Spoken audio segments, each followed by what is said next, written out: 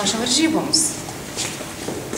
Kaip pasiruošę, nes dabar bus treniruoti pagrindiniai, kurioje bandysim vakar šiek tiek žaidimų derinti, šiandien bus kaip gintis prieš šių didelių žmonės, prieš Sofoklį, visas įvairias situacijas. Kaip varžovas stiprus dabar laukia? Kaip ruošiatės? Stiprus, bet nėra taip, kad neįveikiamas. Namuose, kai žaidėm, irgi paleidom ant pačio galo. Tiesiog, aišku, nebuvo Sofoklio, šią dieną jisai yra ir sveikia žaisti, taip kad mokinomės ir ką nuvažiuojam, stengsimės laimėti. Aišku, ruošiamės kaip visą laiką, kaip ruošiamės Eurolygai, žinom savo priešininkus, tai tikrai gera komanda. Rezultatai pas juos tikrai geri, turi 6 pergalės ir aišku, žinoma, jam reikalinga būtinai pergalė prieš mus, norint užsitikrinti kitą etapą, jie turi laimėti. Žinant tą komandą ir žinant varžovus, ką jie turi dar, turi, kaip sako, sirgalius gerus namuose ypač, kurie serga, kurie sukuria beprotišką atmosferą ir apsunkins mūsų žaidimą, tai tikrai, nes prie to garso sunku kontroliuoti, sunku išaiškinti, sunku ką nors pasakyti, tai girdi, negirdi, tai tikrai mums bus žymiai sunkiau.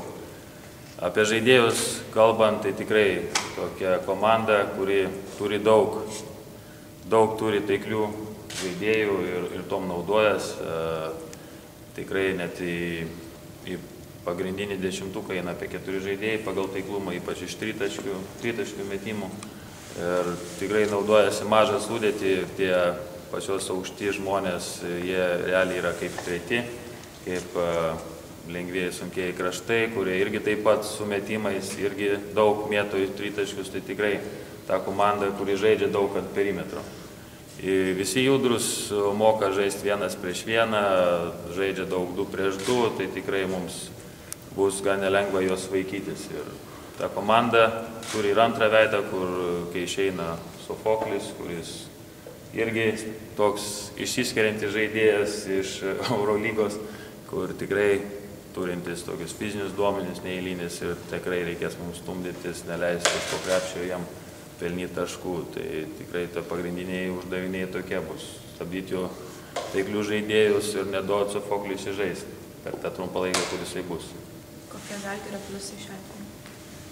Stipriosios pusės. Mūsų stiprioji pusė, sakyčiau, bus irgi bandysim išnaudoti greitą puolimą.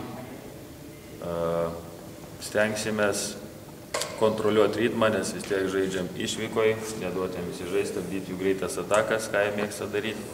Ir bandyti primesti savo žaidimą, išnaudoti irgi mūsų aukštaugius, kaip Robertą Javtoką, stengtis, kad įliet mūsų jaunesnius, kaip Kupšą ir Gudaitį, kad ir Tadas Klimavičius sužaistų, nes iki tol jisai mažai laiko gaudavo aikšteliai.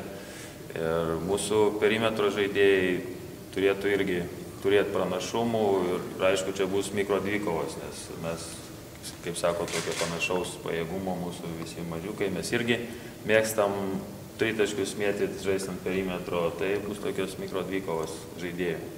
Jums kaip trenerių, kaip sekasi motyvuoti žaidėjus, kai nėra tiek daug tų pergalių, kaip norėtųsi? Kaip, čia žinom, mes esam tokia komanda, kuri negalim sulyginti su praeitais metais. Ir tiek pergalių, aišku, nėra. Mes pripratom prie pergalių praeitais metais, bet jų automatiškai šiais metais yra netiek. Ir aišku, norisi ir mes visą laiką liktai šalia, bet matot, pritrūksta kažkiek, pritrūksta tų tiek gynyboje, tiek puolime kažkokios laimės, supratimo ir visą kitą. Bet tai yra žaidėjai, kurie tobulėja ir mūsų vienas iš pagrindų, čia tos, kiek liko Eurolygos rungtynių, išnaudoti maksimaliai, pagerinti mūsų tą žaidimą, pagerinti kiek galima, tiek, kad padėti jaunesniem, kas vyresni savo žaidimą pagerintų aplamai ir kad laukia mūsų tikrai čia LKL rungtynės, laukia mūsų federacijos taurė, tai tikrai mums čia, žiūrint į priekį, čia reikia daug ką dar pasiruošti.